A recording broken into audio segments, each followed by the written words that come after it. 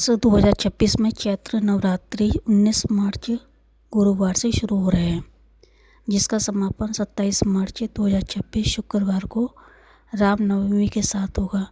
यह 9 दिनों का त्यौहार चैत्र शुक्ल प्रतिपदा तिथि से शुरू होता है और पहले दिन कलश स्थापना की जाती है।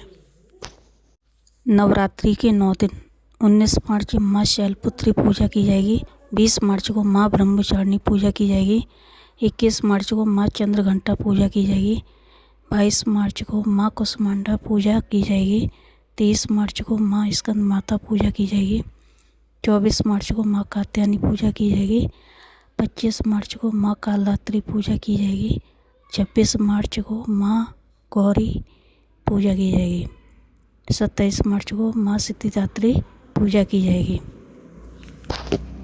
आइए जानते हैं कि नवरात्रि के इन पावन दिनों में भी भूलकर भी ना करें ये काम। कौन कौन से कार्य हैं वो आपको नहीं करने हैं। पहला है 9 दिनों तक बाल और नाखून नहीं काटने हैं। दूसरा है घर को खाली छोड़कर न जाएं। तीसरा है महिलाओं को विशेष करके नींबू नहीं काटना चाहिए, कहते हैं यह बलि देने के समान होता है।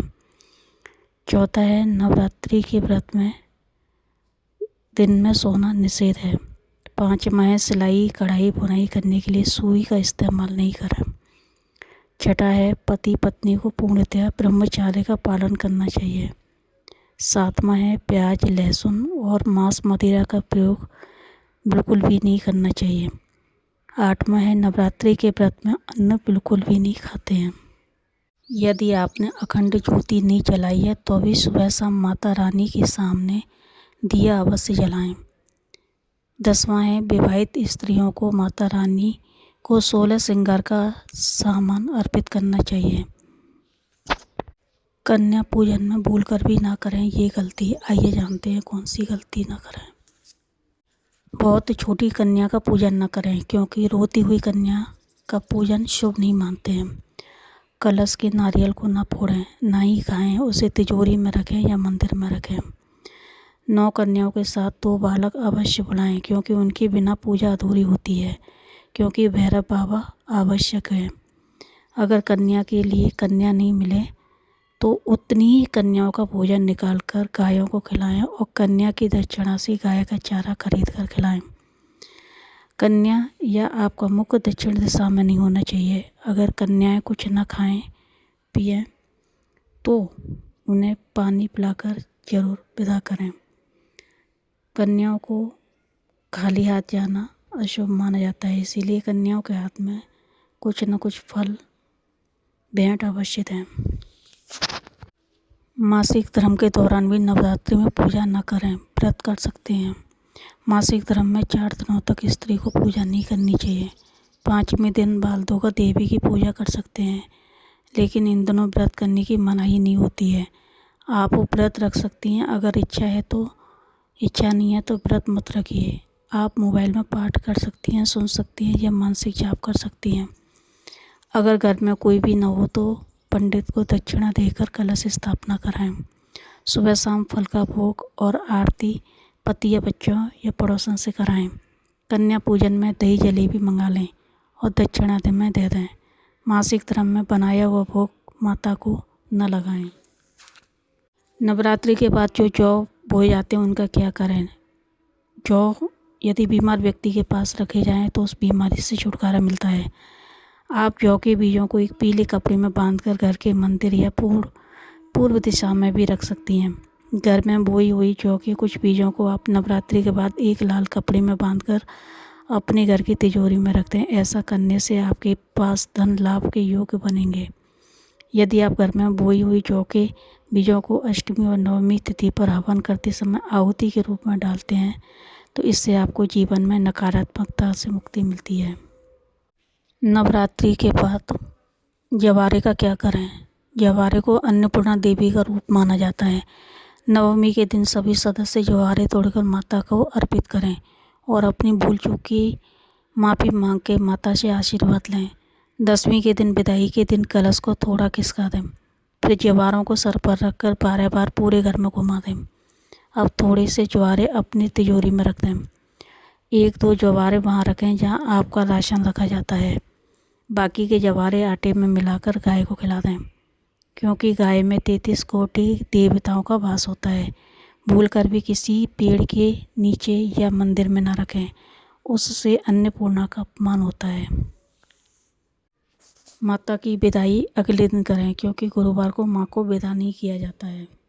नवरात्रि में कन्या पूजन में कन्याओं को क्या देना शुभ होता है, आइए जानते हैं। 9 कन्याओं और 2 बालकों का स्वागत करके उनके पैर धोएं, उन्हें आसन दें। कन्याओं को भोजन कराने के बाद कन्याओं के हाथ धुलाएं, फिर उनकी रोली चावल लगाएं। कन्याओं को चुंदरी उड़ाएं, लाल रंग की चुंदरी ले लें और लाल रंग के वस्त्र दें, क्योंकि लाल रंग की प्रतीक होता है, इसीलिए कन्या को लाल रंग की चुंदरी या लाल रंग का वस्त्र भेंट में दें। इसके अलावा कन्याओं बालकों को फल अवश्य दें।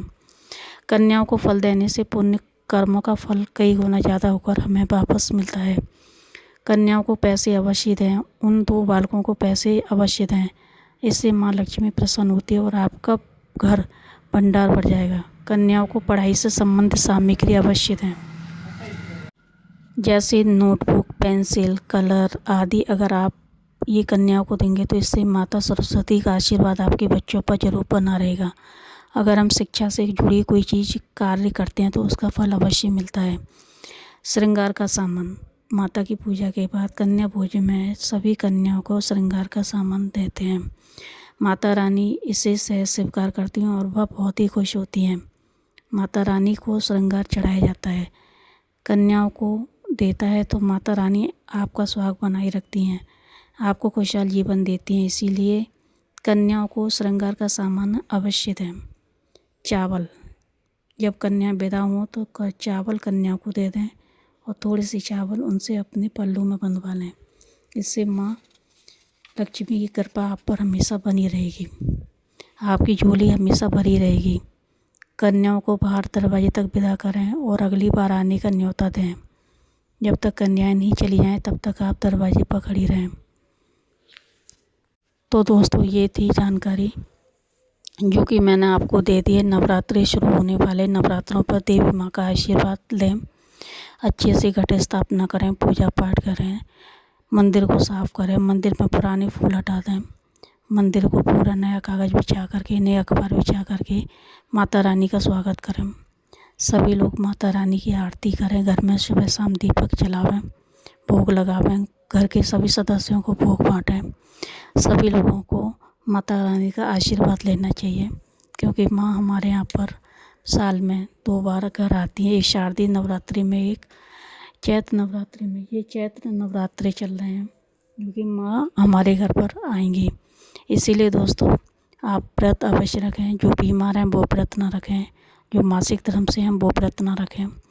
लेकिन हाँ, छोटे बच्चों को व्रत नहीं रखना चाहिए। आप जो स्वस्थ हैं वो व्रत रख सकते हैं। दोस्तों, मैंने इसमें जो आपको जानकारी दी है, तो अगर आपको मेरी ये जानकारी अच्छी लगी हो तो इसे लाइक करें, सब्सक्राइब करें। दोस्तों, मैं सारी जानकारी आप लोगों के लिए ढूंढ कर लाई हूँ, बहुत ही काम की जानकारी है, आप लोगों को बहुत ज़रूर पसंद आएगी। पूरा वीडियो आप ज़रूर देखेंगे तो आपको पता चलेगा। इसमें मैंने जवारे से लेकर इसमें मैंने कन्या भोज तक की सारी जानकारी दी हुई है।